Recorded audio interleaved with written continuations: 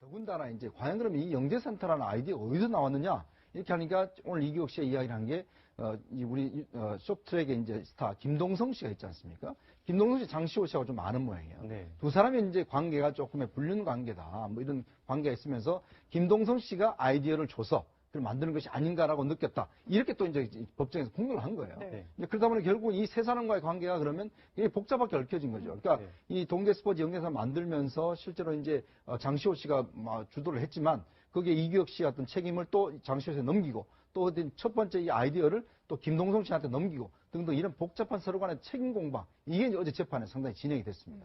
이거 하나 반드시 짚어봐야 될 것 같은데요. 사실 헌재 변론에서 고영태 씨와 최순실 씨의 관계를 가지고 얘기를 했고 그리고 국정농단과 관련한 서울중앙지법 재판에서 다시 또 이규혁 씨는 김동성 씨와 장시호 씨의 관계에 대해서 이야기를 하는데 사실 사건 본류와는 관계가 별로 없어 보이는데 왜 자꾸 이런 그 진술들이 나오는 걸로 봐야 되는 겁니까? 그러니까 가장 기본적으로는 원래 의도 자체는 그 사람들이 하는 말 자체의 신빙성을 떨어뜨리기 위한 것이겠죠. 네. 그리고 이제 고영태 씨와 같은 경우에는 이제 전체적으로 뭐 태극기 탄핵에 반대하는 그런 분들 같은 경우 이 사건 전체가 고영태 씨의 어떤 주도하에서 이루어진 거대한 사기극이다 이런 주장도 하고 있지 않습니까? 그래서 헌법재판소에서 그런 논리를 펴고 있는 거고 이제 어제 형사재판 같은 경우에는 장시호 씨는 네. 사실은 이 동계 스포츠와 직접적인 연관이 있는 사람은 아니잖아요. 네. 거기서 누구 사람을 모을 수 있는 사람도 아니고 아이들을 가르칠 수 있는 역량이 있는 것도 아니고 그렇기 때문에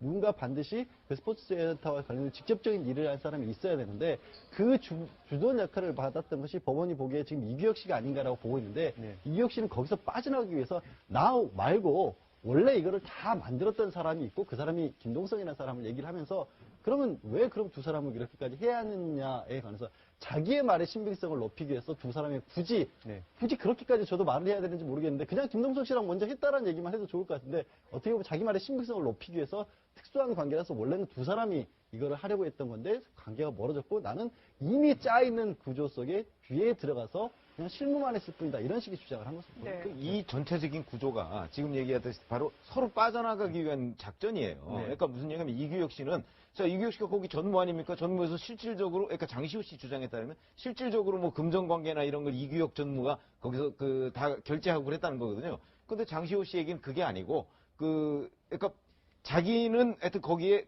별로 크게 관여한 것이 없고 이규혁 전무가 다 했다는 것이고 이규혁 씨에게는 그게 아니고 자기는 그냥 거의 껍데기였고 실질적인 거는 이제 장시호 씨와 김동성 씨의 그런 개인적인 관계에서 비롯돼서 이 둘 사이가 조금 틀어지면서 자기는 중간에 끼어들었을 뿐이다. 그러니까 자기 책임은 별로 없다는 거죠. 그러니까 서로 책임을 빠져나가기 위해서 다른 사람한테 떠밀었는데 그 떠미는 과정에서 뭐 남녀관계 얘기까지 나옵니다.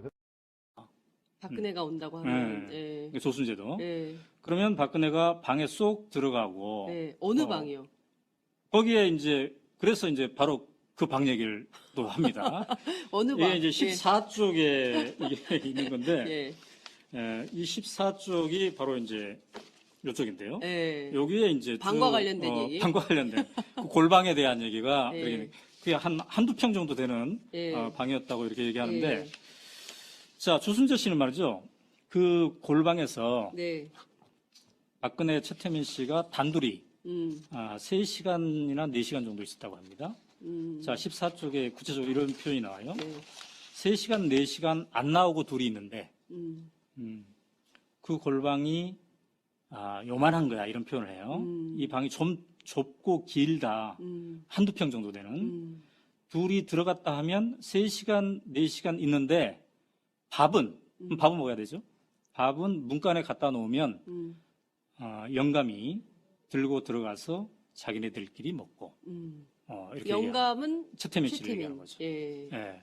그러니까 그렇게 긴밀한 관계였는데 그러면 과연 몇 번이나 왔을까라고 예. 질문자가 물어봤더니 네. 한 달에 몇 번이나 왔습니까? 그랬더니 자주 왔다. 이런 표현을 이렇게 하더군요. 네. 근데 회의를 했을까요?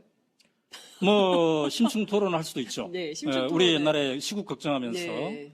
카페에서 예. 특히 그때는 수배당할 우리가 있었기 때문에 예. 80년대 초반 예. 전두환 정권에 예. 아주 은밀한 골방에서 예. 서너 명이 토론하고 그런 적도 있었죠. 예. 그렇군요. 근데 이제 일부에서는 박관천 경정이 네. 그 얘기한 걸 보면 이게 남녀 관계를 보고서 암시한 그런 네. 대목도 있지 않겠습니까? 네, 네. 근데 이제 두 사람의 나이는 네. 거의 40살 차이가 나거든요.